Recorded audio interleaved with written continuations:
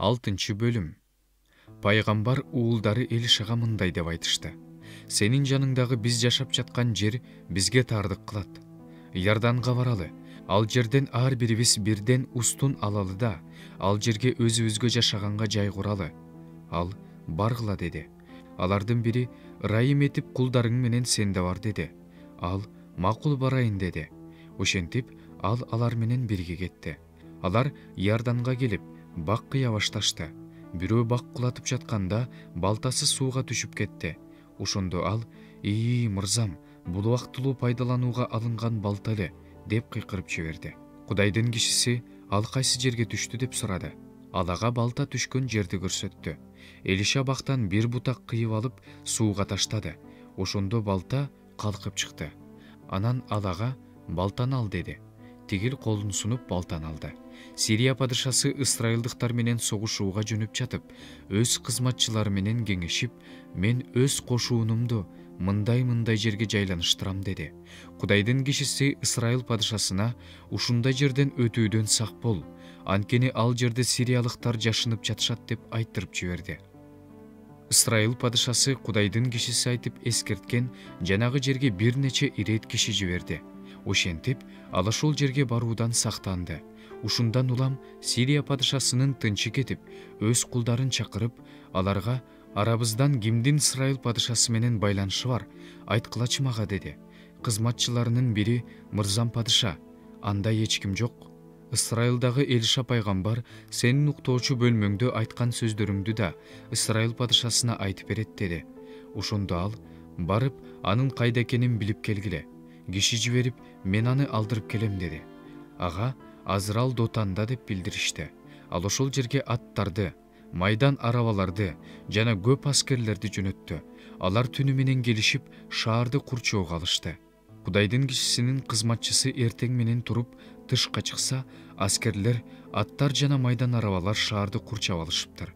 Ошондо кызматчысы ага: «Мырзам, эми эмне кылабыз?» деди.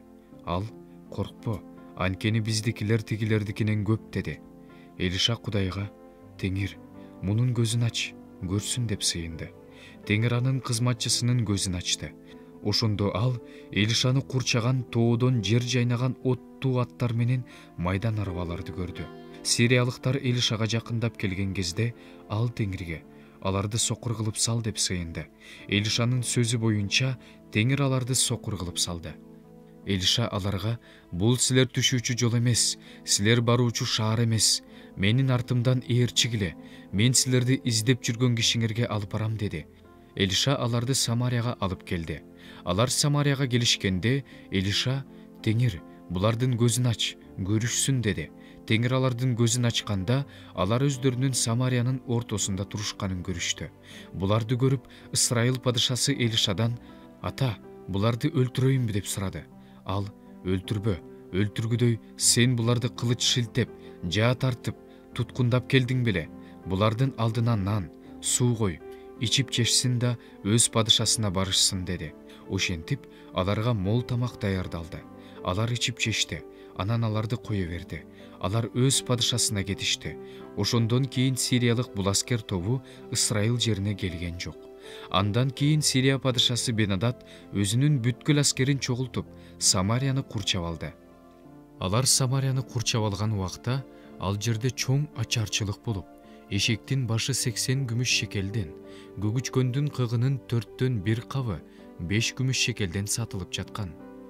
Бир жолу Ысрайыл падышасы дубалдын үстүндө бара жатса, бир аял ага: «Мырзам падыша, жардам кыл» деп жалбарды. Падыша ага: «Эгер сага Теңир жардам бербесе, мен эмне кылып жардам бермегилем? Кырманда дан жок, жүзүм сыгылуучу жайда шарап жок» деди. Падыша андан: «Сага эмне керек?» деп сурады. Аял: «Бул аялым ага: балаңды бер, биз аны бүгүн жейле, менин баламды болсо эртең жейбиз деген. Ошентип менин уулумду бышырып жедик. Эртеси күнү мен ага: эми балаңды сен бер, аны жейли дедим. Бирок ал уулун катып койду» деди. Аялдын сөзүн укканда падыша өз кийимин айырып жиберди. Ал дубал менен өтүп бара жатканда эл анын жылаңач денесине зумбал кийип алганын көрдү. Падыша: «Эгер бүгүн шапат уулу Элишанын башы ийининде кала турган болсо, Кудай мени жазаласын, катуу жазаласын» деди. Илиша болсо өз үйүндө отурган. Аныкында аксакалдар да отурушкан. Падыша өз атынан киши жиберди. Өзүнө жиберилген адам келерден мурун ал аксакалдарга мындай деди: «Бул киши өлтүргүчтүн уулу менин башымды алдырганы киши жибергенин көрдүңөрбү? Жиберилген адам келгенде эшикти бекитип, ачпай койгула. Мына, анын артынан келе жаткан мырзасынын да дүбүртү угулуп жатат». Илиша алар менен сүйлөшүп бүт электе жиберилген адам келип: «Теңир башыбызга мына ушундай мүшкүл салды. Теңирден эми эмнени күтсөм болот?» деди.